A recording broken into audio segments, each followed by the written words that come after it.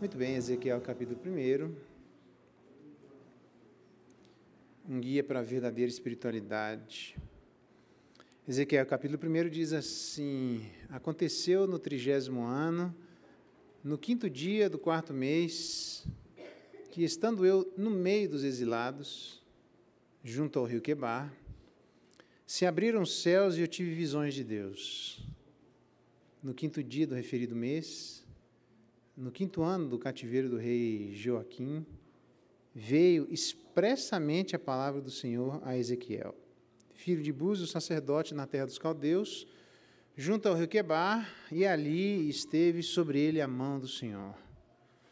Olhei, e eis que um vento tempestuoso vinha do norte, uma grande nuvem com fogo a revolver-se e resplendor ao redor dela, e no meio disto uma coisa como um metal brilhante que saía do meio do fogo. Do meio dessa nuvem saía a semelhança de 4 seres viventes, cuja aparência era esta. Tinham a semelhança de homem. Cada um tinha 4 rostos, como também 4 asas. As suas pernas eram direitas, a planta de cujos pés era como a de um bezerro, e luzia como o brilho de bronze polido. Debaixo das asas tinham mãos de homens aos 4 lados. Assim, todos os 4 tinham rostos e asas. Estas se uniam uma à outra, não se viravam quando ia, cada qual andava para a sua frente. A forma de seus rostos era como de homem. À direita, os 4 tinham um rosto de leão, à esquerda, um rosto de boi, e também rosto de águia, todos os 4. Assim eram seus rostos. Suas asas se abriam em cima. Cada ser tinha 2 asas, unidas cada uma à do outro, outras 2 cobriam o corpo deles. Cada qual andava para a sua frente. Para onde o espírito havia de ir, iam. Não se viravam quando iam. O aspecto dos seres viventes era como carvão em brasa, à semelhança de tochas. O fogo corria resplendente por entre os seres e deles saíam relâmpagos. Os seres viventes zigue-zagueavam à semelhança de relâmpagos. Vi os seres viventes e eis que havia uma roda na terra. Ao lado de cada um deles, o aspecto das rodas e a sua estrutura eram brilhantes como berilo. Tinham os 4 a mesma aparência, cujo aspecto e estrutura eram como se estivesse uma roda dentro da outra. Andando elas, podiam ir em 4 direções, e não se viravam quando iam. As suas cambotas eram altas e metiam medo, e nas 4 rodas as mesmas eram cheias de olhos ao redor. Andando os seres viventes, andavam as rodas ao lado deles, elevando-se eles, também elas se elevavam. Para onde o Espírito queria ir, iam, pois o Espírito os impelia. E as rodas se elevavam juntamente com eles, porque nelas havia o Espírito dos seres viventes. Andando eles, andavam elas. Parando eles, paravam elas. Elevando-se eles da terra, elevavam-se também as rodas juntamente com eles, porque o Espírito dos seres viventes estava nas rodas. Sobre a cabeça dos seres viventes havia algo semelhante ao firmamento, como um cristal brilhante que metia medo, estendido por sobre a cabeça. Por debaixo do firmamento estavam estendidas as suas asas, a de um em direção a de outro. Cada um tinha outras 2 asas com que cobria o corpo de um e de outro lado. Andando eles, ouviu o tatalar das suas asas como o rugido de muitas águas, como a voz do Onipotente, ouvi o estrondo tumultuoso como o tropel de um exército. Parando eles, abaixavam as asas. Veio a voz de cima do firmamento que estava sobre a sua cabeça. Parando eles, abaixavam as asas. Por cima do firmamento que estava sobre a sua cabeça, havia algo semelhante a um trono, como uma safira. Sobre esta espécie de trono estava sentada uma figura semelhante a um homem. Via como metal brilhante, como fogo ao redor dela, desde os seus lombos e daí para cima, e desde os seus lombos e daí para baixo, via como fogo e um resplendor ao redor dela, como o aspecto do arco que aparece na nuvem em dia de chuva, assim era o resplendor em redor. Esta era a aparência da glória do Senhor. Vendo isto, caí com o rosto em terra e ouvi a voz de quem falava. Até aqui a leitura da palavra de Deus. Louvado seja Deus pela sua palavra. Vamos orar mais uma vez? Pai, obrigado pela tua palavra. Ela é viva e eficaz. Ela trata e guia os nossos corações. Clamamos nessa noite, ó Deus, para que aquilo para o qual ela foi designada, ela alcance com sucesso esse objetivo, encontrando um solo fértil no coração de todos nós. Ajuda-nos a ouvirmos dia após dia a tua voz. Fala conosco, é a nossa oração e clamor em nome de Jesus. Amém. Muito bem, irmãos. Ezequiel, é só para dar uma... sair um pouco de Hebreus, tá bom? É um texto maravilhoso. Não é um dos textos muito comentados, o texto de Ezequiel e o texto de Zacarias, por razões, acho que óbvias. Todavia, eu gostaria de trazer apenas uma breve reflexão sobre esse texto que claramente é Deus falando com Ezequiel, demonstrando uma espécie de guia para a verdadeira espiritualidade. Todos nós carecemos de modelos que mostrem para cada um de nós quais os passos que nós devemos dar. Veja que, claramente, a Ezequiel, que se encontrava aqui no exílio, diz o texto no capítulo 1, no verso 1, no meio dos exilados, junto ao rio Quebar. Então, parece Isaías, quando Isaías também teve visões de Deus, o texto claramente, o texto todo de Ezequiel é uma visão.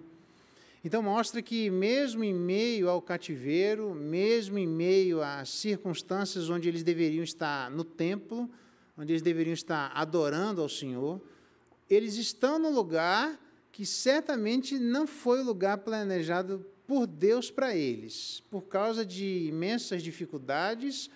Aliás, alguns até dizem que a maneira como Deus se manifesta dessa forma aqui é pela não só dureza do coração do povo, mas também do coração de Ezequiel. Veja que interessante. Às vezes os líderes também ficam com o coração meio endurecido. Aqui Ezequiel, provavelmente por conta de N circunstâncias que não justificariam o endurecimento do coração de Ezequiel, haja visto que Jesus Cristo andou no deserto, andou em circunstâncias também assumindo a natureza caída, e nem por isso ele teve um coração endurecido.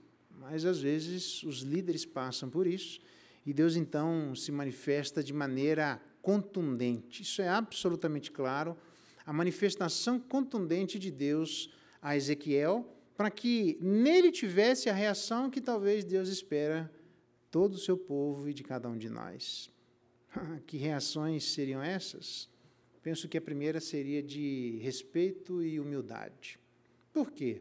Porque quando Deus se manifesta, aparecem três exemplos, que é um exemplo de teofania, que é Deus pegando elementos da natureza para poder manifestar a sua própria pessoa. Lembra? Deus falava com o homem na viração do dia, antes da queda. Quando o ser humano peca, a partir dali agora o homem precisa de um mediador. Deus não mais fala diretamente com o homem.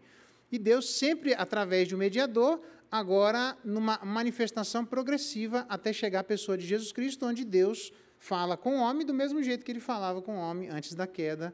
Jesus Cristo agora é o próprio Deus falando novamente com o homem. Mas até lá, nós temos uma manifestação progressiva, entre elas, a primeira delas foi teofania, que é por intermédio de manifestações de elementos da natureza, onde Deus falava aos seus, por intermédio de Noé, por intermédio de Moisés, por intermédio dos profetas e assim por diante. Então, essa manifestação teofânica, que você vai lembrar, por exemplo, nas tábuas da lei, quando as tábuas da lei foram dadas, inclusive foi por esta razão que eu fiz questão de começar o culto hoje com Hebreus capítulo 12, que faz justamente menção das tábuas da lei, onde lá em Hebreus capítulo 12, ele faz uma descrição, dizendo que tinha escuridão, era o povo, quase aproximadamente 6 milhões de pessoas, no pé do monte, então não dava para ser uma projeção pessoal de uma inquietação, de uma esquizofrenia ou de algum trauma individual, porque você tem quase 6 milhões de pessoas vendo a mesma coisa, e há uma escuridão, trevas, tempestade, clangor de trombeta, som de palavras. Quando Moisés falava, Deus respondia num alarido cada vez mais alto, e o povo ficou absolutamente estremecido a ponto de dizer: fala-nos tu, Moisés, mas não fale Deus, porque senão nós vamos morrer. E aqui nós temos, semelhantemente às tábuas da lei, Deus também se manifestando, se utilizando destes elementos. Está aqui no verso 4, quando ele fala um vento tempestuoso, aí começa. Uma grande nuvem, ele diz lá com fogo. No finalzinho do verso 4, uma coisa de metal brilhante, que ele se repete várias vezes, mostrando que até os pés são de metal brilhante. Aqui é claramente um contraste com a estátua de Daniel, ou a estalta de Daniel, né? Que mostra que de cima para baixo ela tinha metais preciosos até chegar aos pés de barro. Diz o próprio texto lá de Apocalipse que Jesus Cristo tem os pés polidos de bronze. Por quê? Porque a estátua que demonstra os reinos até a vinda de Jesus Cristo, demonstrando a decadência de cada um deles, certamente não é a decadência, uma descrição do reino de Deus, porque o reino de Deus não tem os pés de barro. Todos nós temos os nossos pés de barro, irmãos. Todos nós temos. Todos nós temos coisas preciosas na nossa vida, mas todos nós temos fragilidades pessoais, que mostra justamente um pouco daquilo que eu disse hoje de manhã. Justamente essa é uma das dificuldades. Às vezes sobressai na nossa vida estes aspectos brilhosos, e às vezes os nossos pés de barro se manifestam. Todavia, o reino de Deus não é assim. No reino de Deus é sempre de bronze polido, semelhante ao fogo. E aí ele continua dizendo, não só no verso 4, mas ele diz ainda no verso 7, as suas pernas eram direitas, os pés como de bezerro, luziam como o brilho de bronze polido. E ele mostra não só isso, mas no finalzinho, no verso 13, o aspecto dos seres viventes como carvão em brasa. Você pensou no churrasco agora, né? A semelhança de tochas, o fogo corria, saía dentre os seres relâmpagos. Parece que eu estou vendo Êxodo capítulo 20, onde os seres viventes zigue-zagueavam à semelhança de relâmpagos, exatamente do mesmo jeito que era a manifestação de Deus, uma manifestação teofânica, demonstrando as leis sendo dada ao povo numa manifestação absolutamente pública, já que a única religião o cristianismo, é uma religião revelada publicamente. Nunca esqueça disso. Revelada publicamente. Mais aproximadamente 6 milhões de pessoas vendo. Não é a avó Rosa que está lá e tem só um pedaço de pano aqui dizendo que está conversando com Deus e ninguém sabe se aquilo ali é verdade ou não. O próprio Moisés disse, como é que eu vou falar com o povo? Estou só eu e o Senhor. Como é que eles vão saber que é Deus de fato falando? Ele disse, fica tranquila.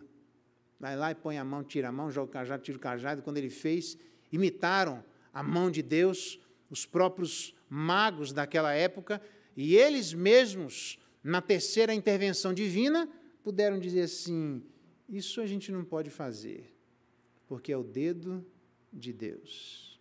Até ímpio reconheceu que era o divino se manifestando. Então, nós temos aqui uma manifestação onde tem fogo, onde tem brilho, onde tem vento tempestuoso, onde tem os relâmpagos que saíam. Continua no verso 15, agora a partir das rodas, umas rodas que, eu imagino a cena, tem olhos né, por todas as rodas, uma roda cheia de olho é um negócio meio estarrecedor, e diz o texto, por 2 vezes, no verso 18, que as suas cambotas eram altas e metiam medo, e lá no verso 22, como um cristal brilhante, metiam medo, porque era para meter medo mesmo. As manifestações de Deus chegam a tal ponto que lá no verso 24, o talatar das suas asas, quando batiam, era como um barulho de muitas águas, um rugido. Eu me lembro dessa expressão de um rugido, é para chamar mesmo a atenção do povo. Deus se manifesta, por exemplo, em Amós. Em Amós, Deus se manifesta, é o Deus da aliança, e ele se manifesta aparecendo ali como um rugido como um leão. Então, Pedro vai dizer que Satanás anda ao nosso derredor, rugindo como leão, tentando devorar aqueles que vacilam. Então, na verdade, até nisso, Satanás não tem originalidade em nada. Ele tenta imitar Deus no rugido de leão, mas quando você tem um rugido de leão atrás de você, e eu não sei se você sabe, o rugido de leão, ele tem a finalidade. Aliás, não foi nem de um leão, foi de uma onça, né?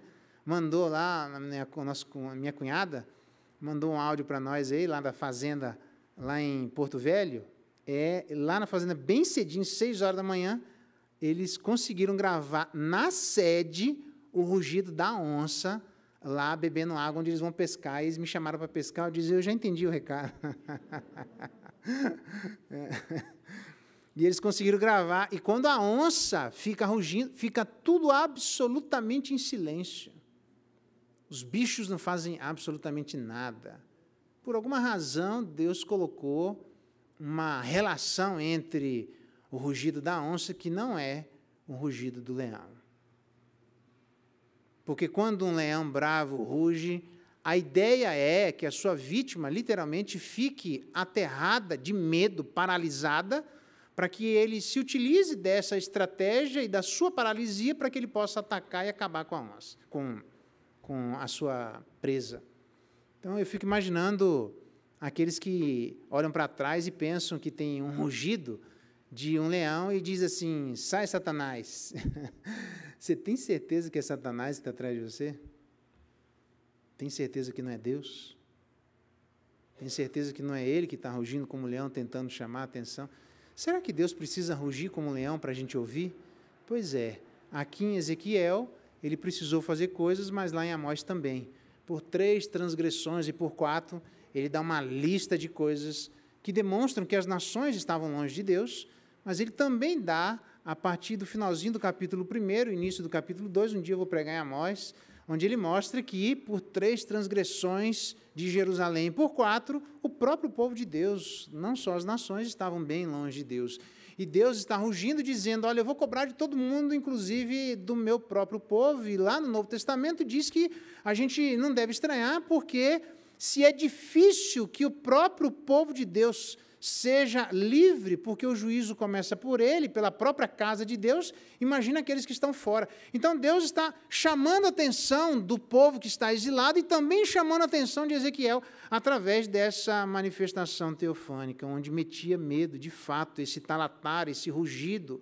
Era um rugido como de um leão, como diz lá no texto de Isaías, rugem como os filhos de leão rosnando, arrebatam a presa e levam. Ou ainda ai do bramido dos grandes povos, que bramam como bramam os mares, e do rugido das nações, demonstrando que as ações humanas são semelhantes a rugido de mares ou rugido de animais, e que isso certamente, à medida das suas ações, trazem aquele som, traz um determinado pavor e medo de quem ouve, porque sabe que aquele som vem com ele um monte de coisa junto.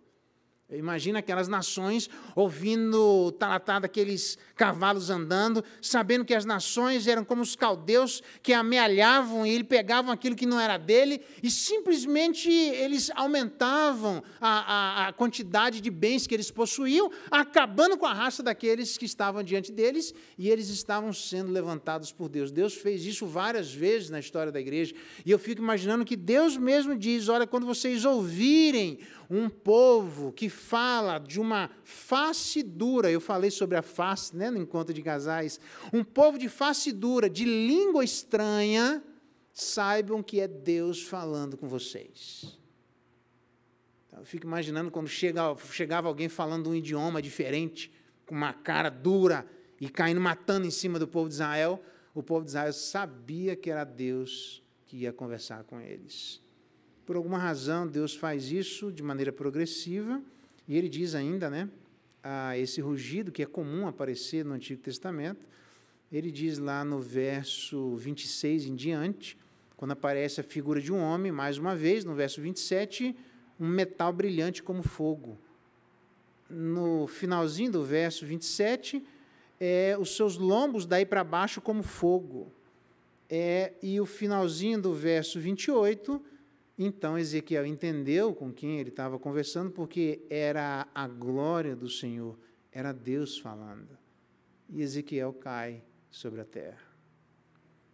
Na verdade, todos aqueles que entenderam que estão conversando com Deus, mesmo no Novo Testamento, como diz o texto de Hebreus, são aqueles que caíram com temor. Aliás, diz o texto lá de Romanos, capítulo 3, que as pessoas que fazem aquelas coisas, uma série de lista de coisas que a gente não deveria nem nomear, coisas vergonhosas, ele diz assim, no finalzinho do capítulo 3, não há temor de Deus diante dos seus olhos. A falta de temor, irmãos, é impressionante, especialmente diante da palavra de Deus. Então, eu penso que a primeira coisa que ele quer resgatar, entre outras coisas, na sua revelação progressiva, este guia para a verdadeira espiritualidade deveria contar para cada um de nós este respeito e humildade quando nós estamos diante da palavra de Deus. Tem lugares que a gente até vai conversar, é um pouco estranho, né? As pessoas estão com a televisão ligada, ficam conversando. Lê um texto aí, está parecendo que é o cara que veio vender banana. Não, irmãos, desliga a TV, isso. Antigamente as pessoas faziam isso. Tenham mais respeito pela palavra. Desligue o som, se tiver. Senta todo mundo na mesa e vamos ouvir. Não importa se é o pastor que veio fazer uma visita, mas se é seu pai que está tentando fazer isso. Tem muitos pais que têm dificuldades porque os filhos não respeitam o momento em que a palavra vai ser lida. Tem muito cônjuge que tem dificuldade disso. Muitos de nós, às vezes, perdemos esse respeito e humildade. E há muitos comentaristas dizem que ele fez isso de propósito para que Ezequiel baixasse a Cristo. Porque, às vezes, acontece que aqueles que também podem perder o respeito e a humildade é a própria liderança da igreja. Os próprios líderes, gideões ou não importa o nome que nós recebamos. Se nós estamos diante do povo de Deus, quando é Deus falando, a gente deveria, assim como Ezequiel, cair com a boca no chão, a gente deveria ter temor dentro do nosso coração, a gente deveria ter respeito por aquilo que vai ser dito, porque é literalmente a voz do céu que fala. Quando Deus fala, tudo deve parar. Se um rugido de um leão faz os bichos pararem, será que o rugido da voz de Deus não deveria fazer a gente parar? É por isso que ele diz, no Novo Testamento, que agora no Monte Sião a gente deve seguir num reino inabalável, retendo a graça, servindo a Deus de modo agradável, reverente, com santo temor, porque mesmo no Monte Sião e não no Monte Sinai, Jesus Cristo habitando nesse monte, Deus é fogo consumidor. Então, que Deus dê graça para cada um de nós e nos ajude a sermos mais respeitosos e humildes no que diz respeito à palavra de Deus. Segunda coisa, esse guia para a verdadeira espiritualidade parece que demonstra que a gente deveria ter mais confiança. Confiança por quê? Existem vários comentários aqui sobre o que deveriam ser estes rostos. Qual que deveria ser a melhor interpretação de cada um destes rostos. E, só um minutinho, deixa eu... Isso, aqui. E os rostos, claramente, todos nós, muitos entendem que seriam os evangelhos, eu acho que aí a gente puxar demais nos evangelhos. Eu penso que, no Antigo Testamento, os animais, claramente, quando alguém queria ensinar alguma coisa, na sabedoria do Antigo Testamento, ele ensinava por intermédio de imagens. A gente já estudou isso. Os conceitos eram passados por intermédio de imagens. Então, para nós, talvez esses animais sejam imagens muito estranhas, mas, para a época, esses animais eu não acho que eram tão estranhos assim. Aparece aqui, literalmente, o leão, o boi e a águia. Penso eu que eu interpreto dessa forma, mesmo entendendo que existem as suas dificuldades, tá bom? Mas me parece que é mais coerente com a circunstância em que as pessoas viviam, que demonstram três virtudes, exatamente. O leão, claramente reconhecido pela sua força, a gente não teria nenhuma dificuldade em entender que o leão demonstra a ferocidade e a coragem, mas também a águia, facilmente, todos nós, de maneira imediata, entenderíamos como sendo um animal rápido e ágil, onde há uma agilidade, inclusive até passa nas imagens, né, a águia, eu fico impressionado como é que a águia vê de longe, a visão dela é diferente, né? Ela consegue ver dentro da água, não de maneira turva como nós vemos, e ela de lá, nem olhando aqui, eu não consigo dar o bote aqui com a mão se o peixe passar, ela de longe consegue vir, pega, é uma agilidade que eu vou te falar. Facilmente a águia é associada à agilidade, assim como o leão, a sua força e ferocidade. Mas também nós temos o outro animal, que é o boi. E o boi aqui, com tranquilidade, a gente pode referir-se a ele como sendo um animal de trabalho, um animal útil para as atividades diárias, um animal de força bruta, um animal que certamente sem o boi para arar a terra na mão e com o boi seria absolutamente diferente.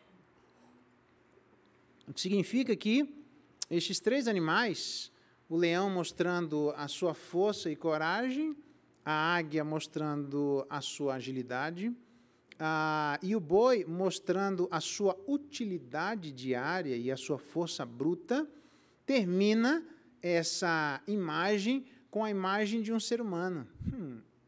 Porque exatamente ele termina o ser humano por fim, para mostrar que a imagem do ser humano é a imagem daquele que está acima de toda a criação. Portanto, estes atributos seriam atributos de força e majestade, rapidez e mobilidade, poder do boi e a sabedoria e a razão do ser humano. Deus age exatamente dessa forma, da maneira como um leão age com força e majestade, da maneira como uma águia age de maneira rápida e móvel, da maneira como um boi age com razões absolutamente úteis pela sua força bruta, e como o ser humano age com a sua razão e sabedoria, obviamente, advindas do próprio Deus. Exatamente. Isso significa que estas imagens desses animais deveriam trazer cada uma destas qualidades confiança no ser humano naquilo que Deus faz. Porque é impressionante como, exatamente por esta razão, a razão da desconfiança do ser humano por ser Deus quem Ele é, que caíram no deserto nos 40 anos, eu repito, 1.200.000 pessoas. Aproximadamente durante 40 anos, quase 90 pessoas por dia. Por quê? Porque eles não confiavam que Deus era tão ágil assim para poder responder às nossas orações. Não confiavam que Deus é tão feroz para poder proteger a vida dos seus. E nos esquecemos que a palavra de Deus retrata a igreja como a menina dos olhos de Deus, demonstrando a maneira imediata como alguém mexendo na igreja de Deus, imediatamente Deus age para proteger a vida dos seus. Mas impressionante como a desconfiança pode fazer com que cada um de nós desconsideremos a voz do nosso bom Deus. Por quê? Porque às vezes parece que Deus, alguns salmistas até dizem isso, Deus, o senhor parece que o senhor está dormindo. O senhor não é ágil? Não está parecendo. Eu estou do lado de cá, está parecendo que o senhor se esqueceu. Esquecer-te-ás de mim para sempre, às vezes essa é a impressão que nós temos. Mas essa não é a identidade de Deus, porque Deus age sempre no tempo certo. Ele chamou Samuel na juventude, mas chamou Moisés com 80 anos, mas chamou Ezequiel com 30. Deus faz as coisas no tempo certo. É que para nós não parece o tempo certo. Se você imaginar, 430 anos eles ficaram lá presos no Egito, se multiplicando por N razões, porque saíram como quase algum grupo de pessoas, e ali eles se multiplicaram, se transformaram num povo, tá bom? Resumindo a ópera, é isso daí. Mas 430 anos, e aí Deus aparece em Êxodo e diz assim, eu ouvi a oração do meu povo. Quase que, se eu estou no lugar de Moisés, eu pergunto assim, agora? Depois de 430 anos, meu Deus do céu, não está demorado não para você ouvir? Deus ouviu no tempo certo, irmãos. É porque quem está do lado de cá, se você já passou num hospital, internado, eu não quero que você faça experiência não, tá bom? Mas você pode perguntar ou visitar, quando você visitar alguém que estiver internado, mais ou menos 2 dias. 2 dias num hospital, eu me lembro da Luzinete, a gente era recém-casado, mais ou menos, acho que tinha raiz, eu passei mal e fui no hospital sozinho. Aí os camaradas colocaram soro aqui e me deixaram aquele conta-gotas do soro, e eu falei, vem cá, e até que hora eu vou ficar aqui? Na hora que terminar o soro. E eu fiquei olhando assim, 1, 2, não, irmão, senão, você quer que eu espere? Eu falei, pode tirar esse negócio que eu já melhorei, já não dou conta não, vai ficar isso aqui, vai ficar até que hora? Acelera esse negócio aí, põe 1, 2, 3, 4, 5, vamos mais rápido isso daí. Está doido, vou ficar até que hora para guardar? Já melhorei, fiquei bom, já pedi para tirar. Não, você está doido, o senhor tem que ficar aqui. Não, estou melhor, se eu ficar pior, eu volto de novo. Nem que eu vier carregado, eu volto, já melhorei. Tira esse negócio aqui que eu não tenho paciência, não. Você já pensou? A gente é assim, irmãos. 2 dias do lado de cá, de quem está sofrendo, parece uma eternidade. Agora, 2 dias na praia, em Cancún, quando você levar o seu pastor para lá... Rapaz, 2 dias vai parecer que... Mas 2, só isso, não dá nem para gastar o dinheiro daqui, para ir lá para ficar só 2 dias? Não, pelo menos fica 10, pelo menos, lá para pelo menos valer a pena a despesa de viagem. 5 dias, pelo menos, porque 2 dias é rápido demais. Exatamente, o tempo é o mesmo. Só que, dependendo do lado de onde nós estamos, nós achamos que é bem diferente. E, por conta disso, a gente corre o risco de quem está do lado de cá do sofrimento entender que quem está do lado de lá está atrasado. E quem está do lado de lá do não sofrimento, enxergar quem está do lado de cá e dizer, cuidado com aquilo que você vai falar. A gente ainda está do lado de cá no deserto. Mas se você tem medo de como é que você vai reagir, olha para Jesus Cristo, porque ele reagiu de maneira correta, o homem do Espírito. Ele viveu no deserto, ele reagiu corretamente no deserto, para mostrar que a gente, mesmo vivendo no deserto, pode reagir assim como ele. Então, por que Deus se manifestou assim? Penso eu que uma das razões seria não só respeito e humildade, mas confiança. Terceira e última coisa, que é impossível você ler esse texto sem ver isso. É óbvio que eu estou deixando um monte de coisas de lado, tá bom? Em outras oportunidades a gente continua, não tem problema. O texto tem bastante questões, tá? Então, como vocês sabem que eu gosto das coisas nos mínimos detalhes, né? Então eu estou pegando alguns detalhes, em outros momentos eu pego outros, tá? Então, respeito e humildade, confiança, mas certamente é dependência do Espírito. Por quê? Porque se tem uma das coisas que aparece aqui, tem até um filme que um cara tinha uma máscara, mas eu não lembro o nome do filme. Ah, uma pena. É um filme de ficção, assim, que mostra um cara tentando mais ou menos com essa máscara, assim. Ah, sabe aquele cara que usa um óculos assim fechado? Ixi, rapaz, ele vive num planeta estranho, alguém é um careca, as pessoas tentam pegar ele lá no planeta. Ixi, está difícil, né? Aí eu vou lembrar desse filme aí, depois eu falo para vocês, que tem essa imagem que eu esqueci de gravar. Olha como é que fala a imagem no verso 12, por exemplo. Cada qual andava para frente, para onde o Espírito havia de ir, iam, e não se viravam quando iam. Não é um negócio como esse? Não é igual a gente que vira do lado assim, né? Ou igual aquela menina, quando você chega perto assim, você está atrás dela, vira o pescoço para trás assim, meu, se isso acontecer, você sai correndo, irmão, é a melhor coisa, né? Mas você virar do lado, ou igual andei lá em Taguatinga, tem alguns lugares que elas fazem o seu ninho embaixo da terra, as corujas.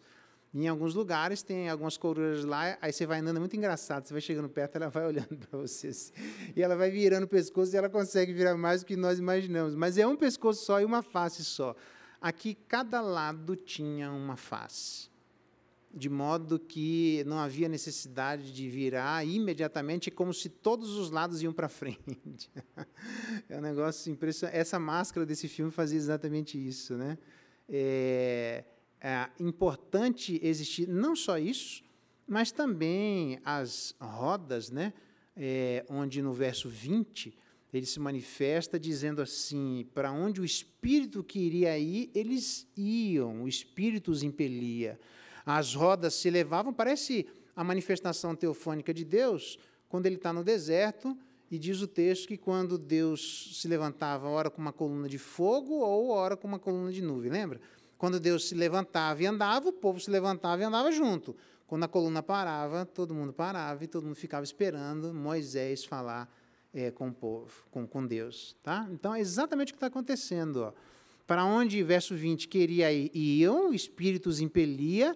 Verso 21, andando eles, andavam elas. Parando eles, paravam elas. Elevando-se eles da terra, elas também, as rodas, se elevavam junto, porque o Espírito dos seres viventes estava nas rodas. E é impressionante, então, como diz que as rodas se manifestavam movidas pelo Espírito, mas também as faces, os rostos, eles iam de maneira que havia uma absoluta harmonia, não era quebrado, para onde quer que eles andavam, era como se qualquer lugar fosse para frente.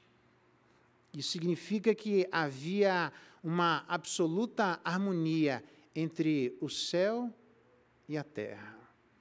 Uma absoluta conexão das rodas demonstrando das coisas terrenas, com o Espírito demonstrando as coisas celestiais.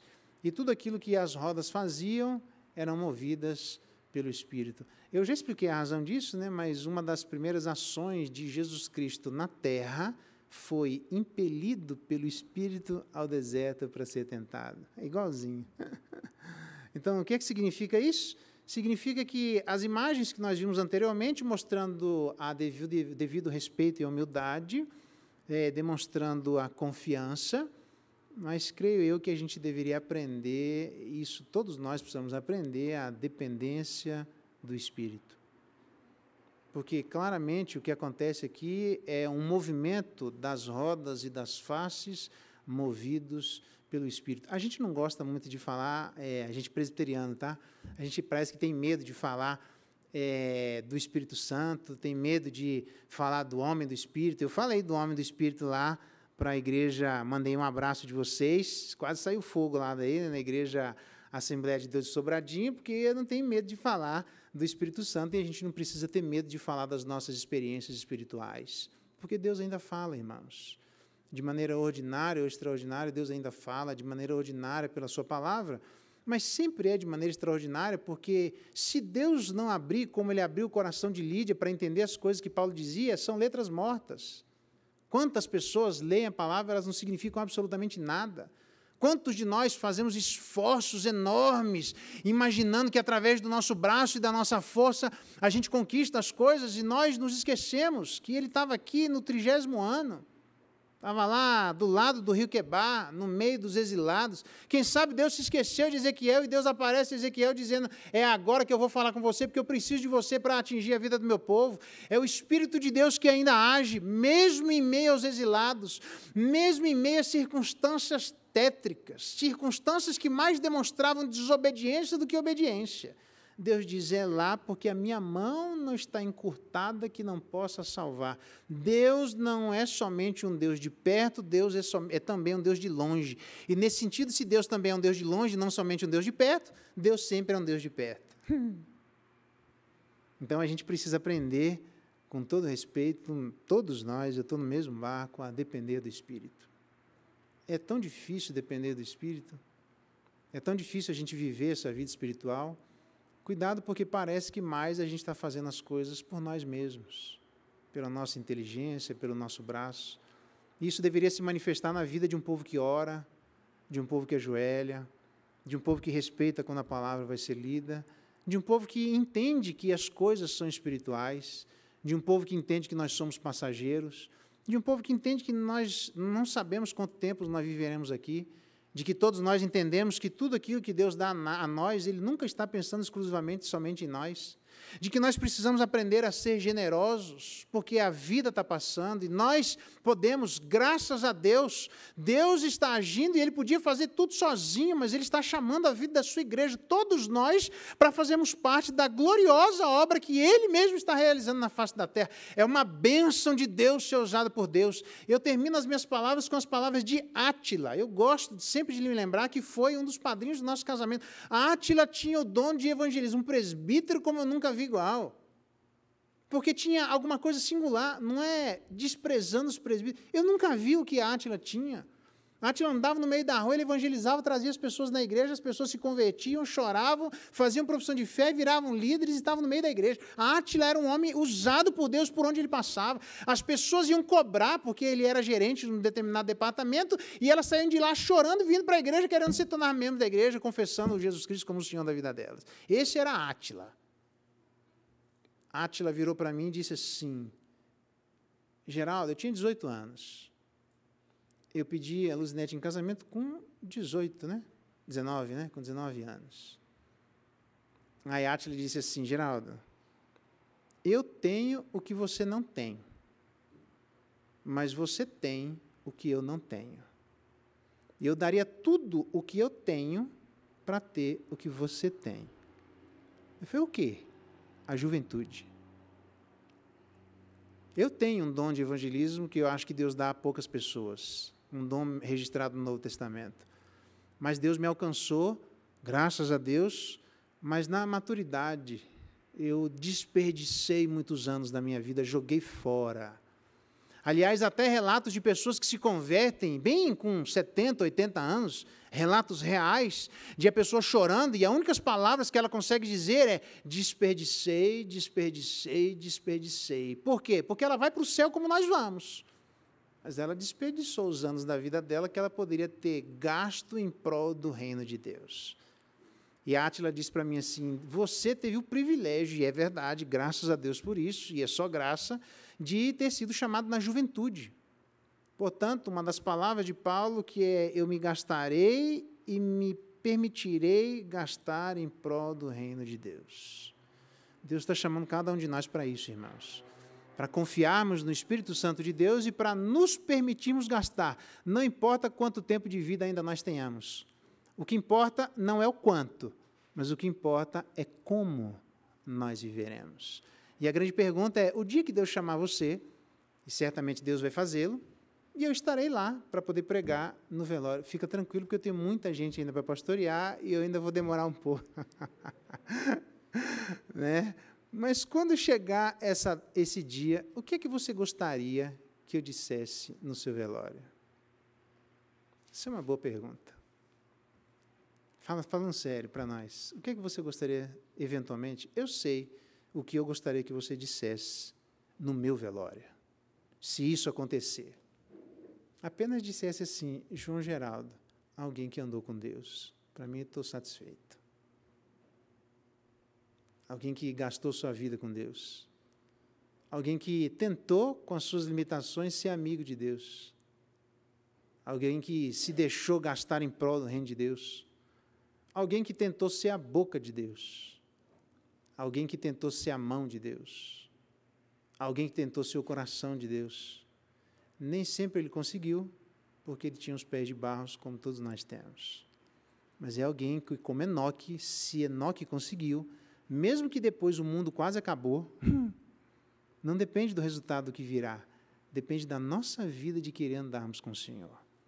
Então, meu desafio para você é: se deixe gastar pelo Senhor, envolva a sua vida. Você tem vida, irmãos. Se permita gastar em prol do reino de Deus, sendo a mão de Deus, os pés de Deus, o coração de Deus, a boca de Deus na face da terra. Porque nós recebemos o ministério da reconciliação. E é como se Deus falasse por nosso intermédio, como diz Paulo. Eu termino, então, um guia para a verdadeira espiritualidade. Pequenas palavras, respeito e humildade, confiança e dependência do Espírito. Que Deus nos dê graça e nos faça mais respeitosos, mais confiantes e mais dependentes. Vamos ficar de pé? Vamos orar?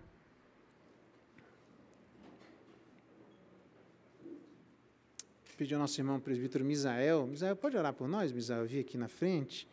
Agradecer a Deus, pedir que Deus nos dê graça, nos dê esse respeito e humildade para com a palavra, essa confiança na obra de Deus.